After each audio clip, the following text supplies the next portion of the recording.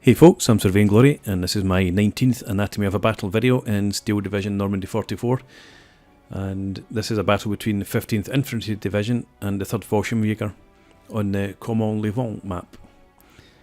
This is a battle from the archives. It's one that I fought back in around about June or July time.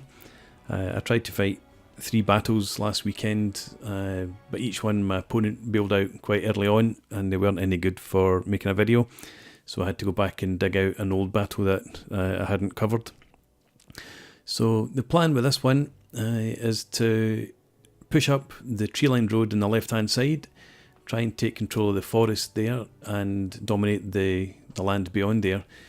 On the right-hand side, I'm going to move up to the village and the tree line there and just hold in that point until I'm able to take control of the left side of the map.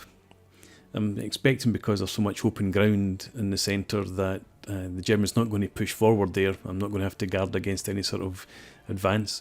But if I do, then I'll just send some troops into the town in the centre and hold there.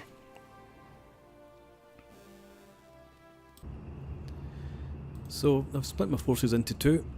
On the left hand side, I'm sending 4 rifle squads with a dingo command car, 2 recce sections and carriers and a 2-inch mortar to clear out the woods, and I'm sending 3 rifle squads and a Vickers heavy machine gun to take the village with a recce section and another 2-inch mortar there. And I just send a recce section and a carrier to keep an eye on the centre for now. As I'm up against the Fallschirmjager, I haven't brought in any ATG at this point.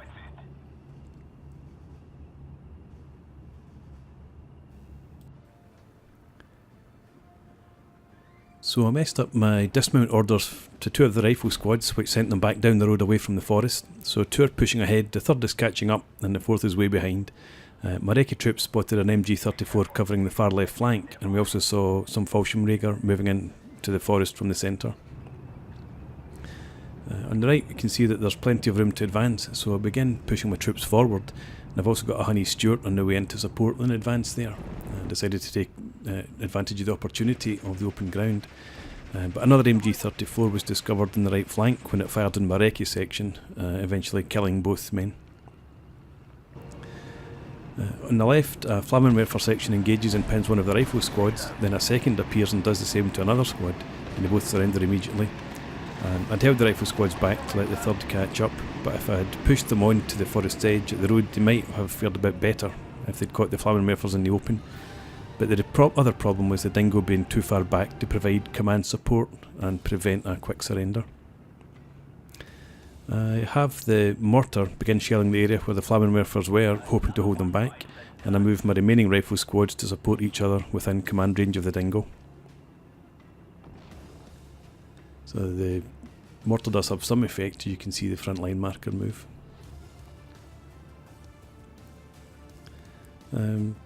But it also shows that there's still something advancing near the road, and another Fallschirmjager squad appears.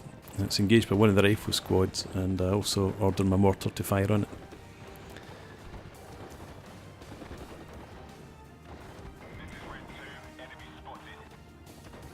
The mortar had to move back slightly because the Germans were within its minimum firing range.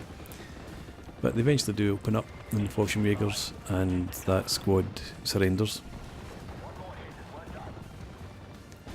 But I'm wary about pushing forward again, in case I run into the Flammenwerfers, and I decide just to sort of hold tight. On the right hand side, I'd moved my recce carrier over to try and take out the MG34, but the Germans also had a sharpshooter section there, armed with a Panzerbusch 39. And after a few shots, I forced the carrier to fall back, and then it was finally able to destroy it.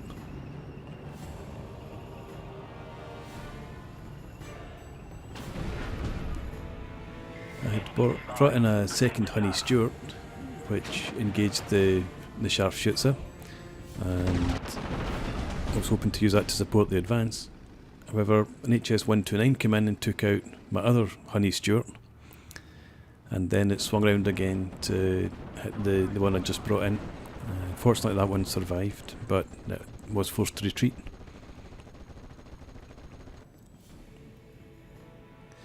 So I've been forced onto the back foot after the first few engagements. My push through the woods has been stalled from fear of the Flammenwerfer, and the main support I'd planned for my advance on the right is easy prey for the German aircraft. And to top things off, the German has 2 Pupchen anti-tank guns in position by the crossroads. On the left, a Flammenwerfer section appeared in the woods, and it was visible only to one of my squads, so I was able to fire on the squad until it wiped it out. And I have my mortar fire on its position again.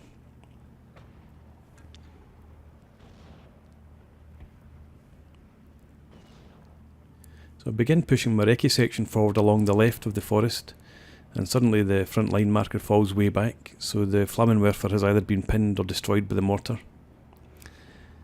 But the poor unit choices I've made are now becoming apparent. I've 2 recce carriers that can do nothing for me right now unless I decide to risk pushing them over the open ground behind the forest, and it's the same with the Dingo. Things would have gone better here if I'd had a rifle leader section instead and brought an extra rifle squad rather than the second recce section. So, as I said, poor choice of units to start the battle with there. I had brought in a Bofors anti-aircraft gun, and I decided to send that into the centre of the map. I thought if I position it somewhere in there, it should be able to help hold back any advance by the Germans as well as provide anti-air cover. But as it moved into position, it's fired on and pinned down by an MG34. So I send my recce carrier there over to engage the German machine gun. And I've got a second Bofors coming in, which I'm going to send over towards the right flank. My recce troops on the left haven't spotted very much, so I hope that a push behind the forest with the Havre and carriers might be possible.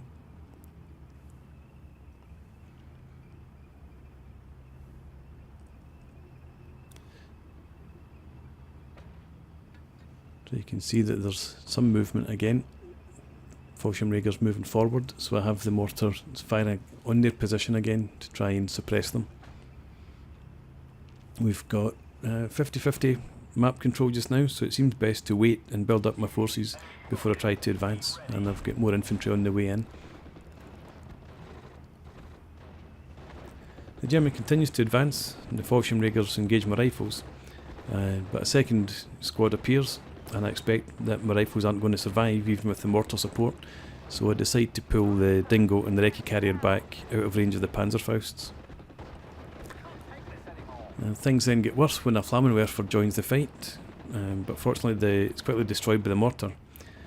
But then another Fallschirmjäger squad advances down by the road, and it's able to take out my mortar, just as the rifle section's killed off as well. I'm in the process of calling in reinforcements and decide to queue up a load of infantry to replace my losses, when it might have been better to hold some points for artillery, because we're almost getting into phase B, and some 25 pounders would have been nice. I have my newly arrived rifle squads advance while the Dingo and the recce carrier fall back towards the road, and with the Havre there I expect to have no problem dealing with any infantry that comes to the edge of the forest. And the Fallschirmjäger squad does appear, but it quickly pulls back again. In the centre I've brought in a Vickers heavy machine gun to try and take out the 2 Pupchen, as it's got a slightly longer range than they do. But another MG34 appears, so my recce carrier engages that. And on the left I'm watching a column of German tanks move forward as he brings in his HS-129 again and attacks my Havre. Luckily it avoids becoming pinned, and I've been waiting for this to come in, and I've got 2 Spitfires ready to pounce. So they come in and engage the HS-129, and they're able to take it down.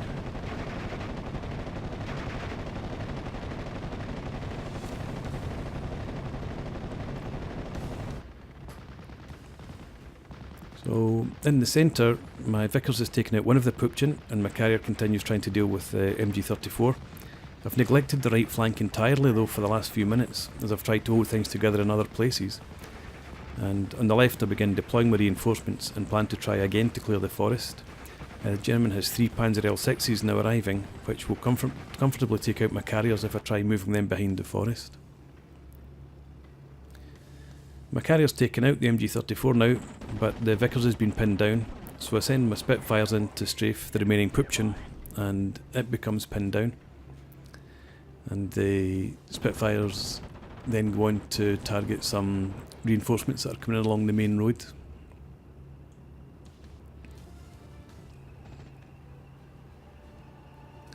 The two German L6s move forward on the left and fire a Mirillis carrier, taking it out. But the third L6 has now appeared by the crossroads in the centre, and it takes out Mirillis carrier there before switching its attention to my Vickers heavy machine gun. So I'm now thinking that the centre might be the weak point, and I'm planning to push infantry towards the crossroads from both the left and the right and force my way through there. I've now brought in a 25 pounder to suppress the Pupchen and any infantry we might uncover, and I'm bringing in a 6 pounder anti-tank gun to deal with the L6. So I have the 25 pounder start shelling the Pupchen and order my mortar from the right to move over to support the centre as well. After a couple of rounds from the 25 pounder, the L6 begins to move forward. I don't know if he's maybe trying to send it against my 25 pounder or the Boffers, but the Boffers will have the range of it, and when I see it moving towards me, I dismount the 6 pounder and it targets the tank.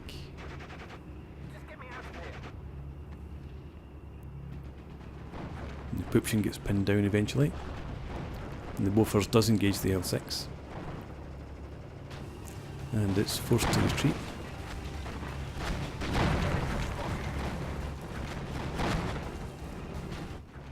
And then the 6 pounder lines up a shot and takes it out.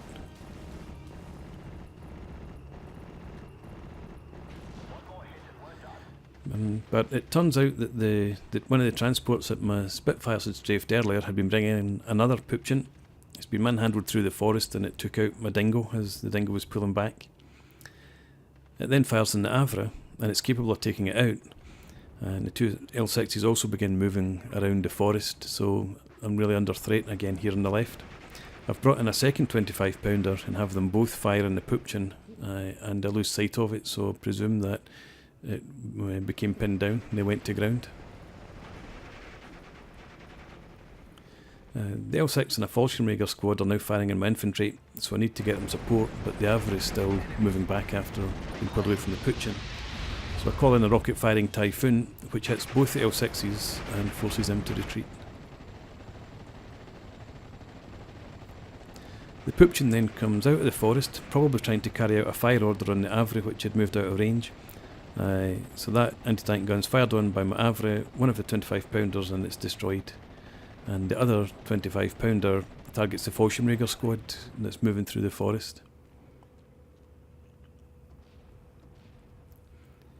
I've decided to push my rifle squads forward to take advantage of any suppression that the 25 pounders might have caused. The L6s had moved forward again, but then they appeared to be pulled back out of range of the Havre. So I'm moving up, hopefully going to make a bit of progress now. In the centre, I reposition my recce section to make sure I've got good vision on the tree line, and also begin moving my 6 pounders further forward. The frontline marker at the forest hasn't moved, so there are clearly still active units in there, and I decide to pause and concentrate my rifle squads before sending them in en masse. I'd brought in another 3 rifle squads and dismounted them a bit further back, but they're caught in an off-map barrage that wipes out 2 squads and suppresses the rest. There's no sign of the spotter anywhere, so it must be sitting behind the forest out of sight of my recce section that's out to the left. My own recce section had found 2 Fallschirmjager squads by the crossroads before it was taken out, so I have my 25 pounder shelling that area now, although I've nothing that's capable of advancing if we manage to suppress them. And most of my infantry on the left by now has recovered from the artillery barrage and it's moving forward again. I know that I need to get them into close contact with the Germans to protect them from another barrage, so I want to push them into the forest as quickly as I can. I'm also bringing in a Churchill 4 to support the advance along with another recce section. But I've played right into the Germans' hands by sending my reinforcements into the same area because he's had another off-map barrage lined up. And this second one turns out to be even more devastating than the first. This barrage wipes out, I think, 5 infantry squads. And also you can see that with this second barrage coming in the same point, the grouping is much closer.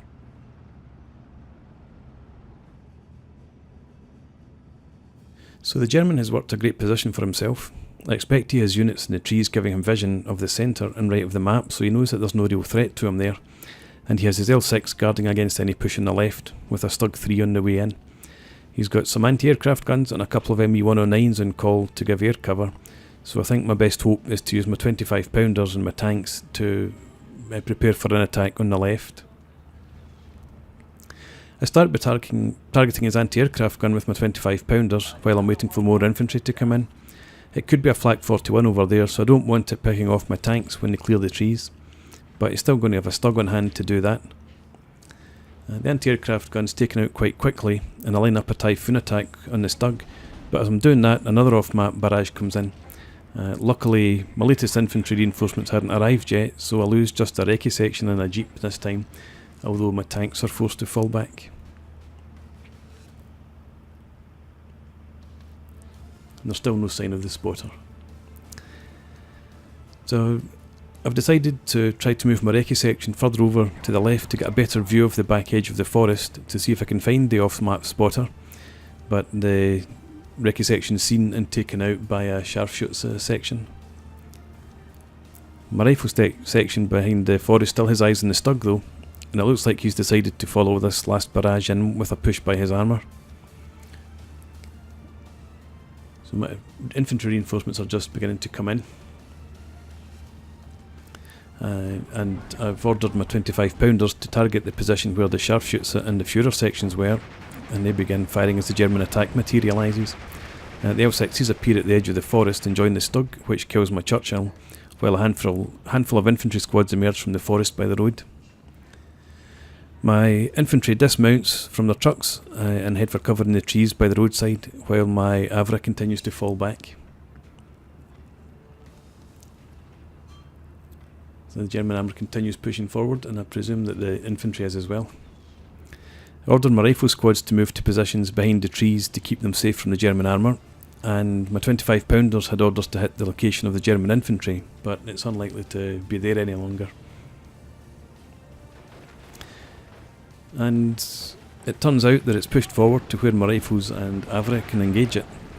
One squad stayed on the wrong side of the road though, and it's hit by the STUG and the L6s and pinned down. But I managed to take out the German infantry that was advancing down the road. But again, the German armour continues pushing forward, so I call in the Typhoon on the STUG, forcing it to fall back. An ME-109 came in to go for the Typhoon, but I was ready for that, and I brought my Spitfires in again. After the first pass, we both overflew the other's anti-aircraft guns though.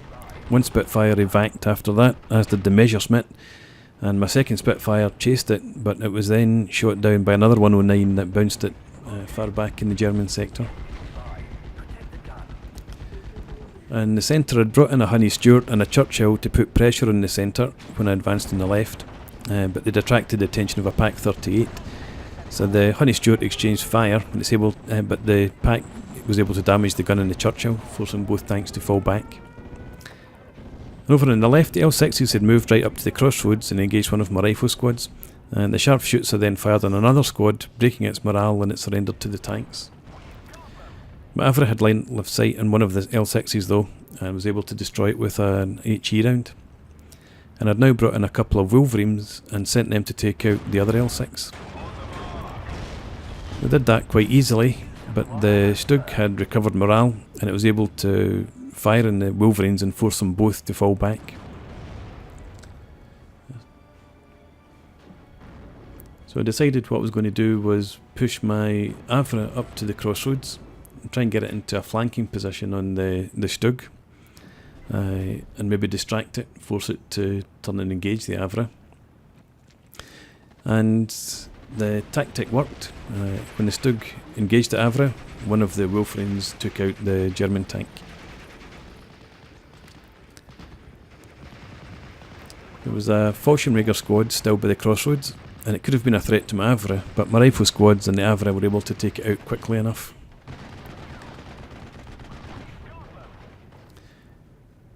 And with that gone, my unit started to move forward again, but another Fallschirmjager squad appeared by the forest and pinned one of my rifle squads down as it crossed over the road.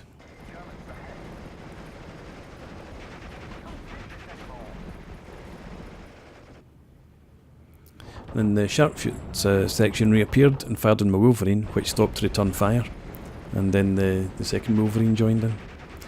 In the meantime, Flak 81 had appeared between the forests in the centre, and it took out my Bofors without me noticing.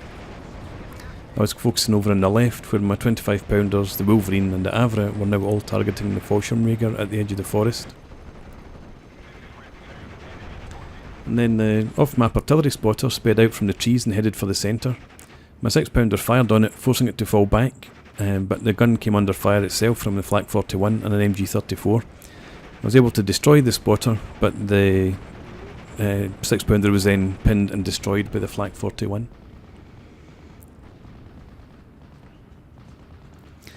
And almost immediately, 2 German Fallschirmjager squads and a Stug appeared and began moving forward. I sent my Churchill over towards the supply truck by my 25 pounders to get the gun repaired. On the left, we were beginning to beat back the Fallschirmjagers in the forest, and I brought in a dingo to provide command and MG support to what little infantry I had left there. The sharpshoots continued to be an annoyance, appearing and shooting at my Wolverine every few seconds, making the Wolverine stop and fire back. In the centre, the 2 Fallschirmjager squads moved forward, covered by the Flak 41, while the Stug headed to the left. I tried to get my 25 pounder to fire on one of the squads, but the order ended up being to fire on an area instead of on the unit. And the Stug headed over to the left and got line of sight on my dingo, and was quickly able to dispatch that.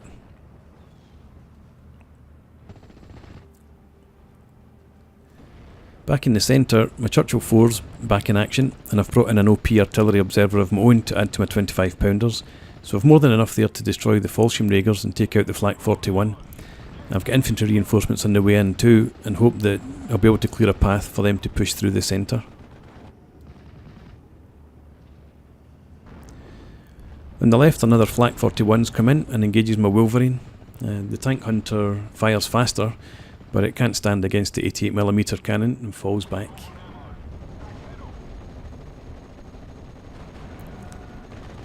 And the Flak 41 then switches target to my Avra, and takes a couple of shots, but it manages to take it out.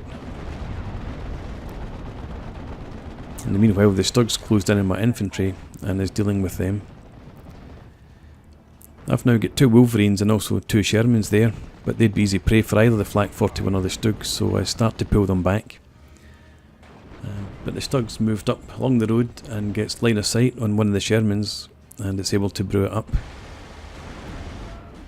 Luckily though, the Stug keeps moving forward into an exposed position, and the other Sherman is able to destroy it. And the Sherman and the Wolverines then all turn back to deal with the sharpshoots again, and it's a slight bit of overkill there.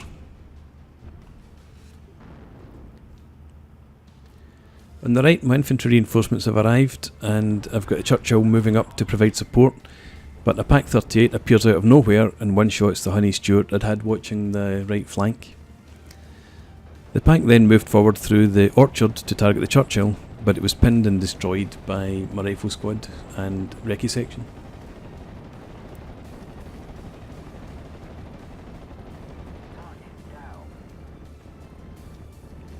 And while that had been going on, I had brought in an off-map artillery barrage of my own over on the left flank, but to be honest I don't think it hit much of anything there.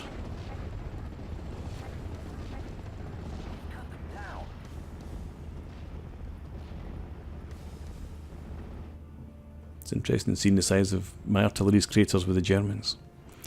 So I now have my 25 pounder shelling the 2 Flak 41s, and the middle one is falling back.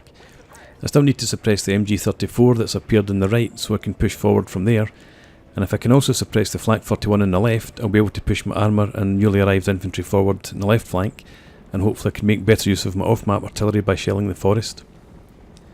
On the right, my Churchill's still moving forward to suppress the machine gun when a second MG34 opens up from the centre. I have a Bofors on the right now too, and hope that's going to be of some help suppressing these machine guns. But the MGs are both 2-star, don't go down easily, so I have a 25 pounder target the gun that's nearer the centre.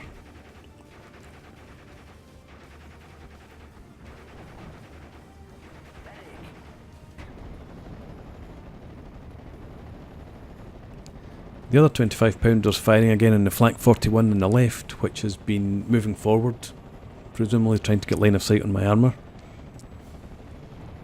And as you see, I've got more infantry coming in. On the right I've suppressed the machine gun, the one by the centre. The one on the right hand side still got good morale though, and a second appears on the right flank at the same time as an off-map barrage comes in on my infantry. And it's a lot more impressive than my recent effort was. So with that damage being done on the units on the right, my only chance now is to push on the left.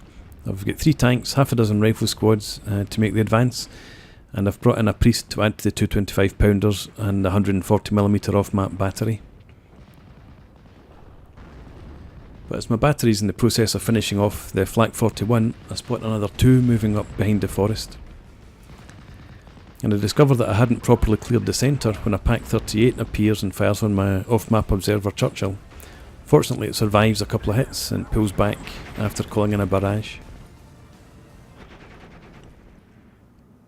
Over on the right flank, yet another Flak 41 had come in, targets my Churchill and takes it out.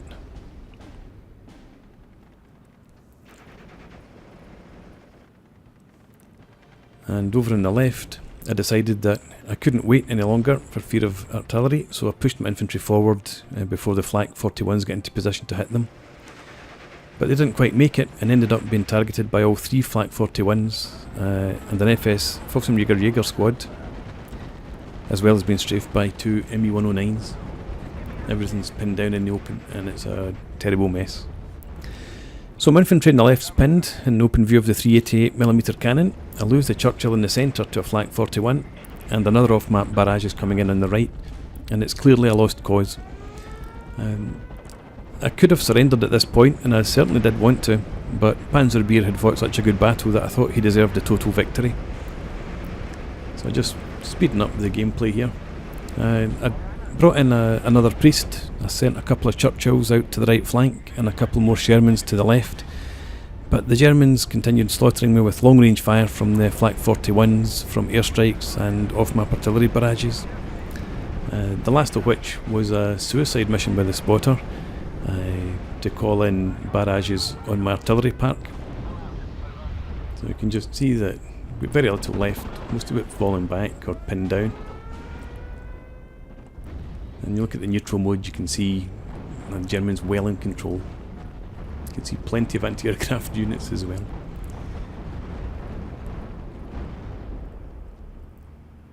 And there comes the off-map barrage on my artillery. And the spotter's the most advanced unit that they have. Another barrage to finish them off. So in many ways, this beating back in July was as bad as the more recent one that I showed in my last video, although this time it wasn't for a lack of having a plan. In the main, I think my problems were forgetting completely about the right flank and the centre for most of the battle, while I tried to force something to happen on the left, and I left myself so vulnerable to off-map barrages, particularly the first 2 which came in the same place and took out about 8 squads between them. But again, Panzerbeer played really well, making good use of his units and making sure I couldn't ever build up enough to carry out an effective counter-attack. So, again, lessons that I learned from that one. Some of them I'm still struggling to put into practice. And I still need to figure out how to defeat Flak 41s. That seems to be a particular weakness of mine. But anyway, I hope you enjoyed this battle. Thanks for watching. Please leave me a comment and rate the video, and subscribe if you enjoy the channel, and I hope to see you again next time. Cheers.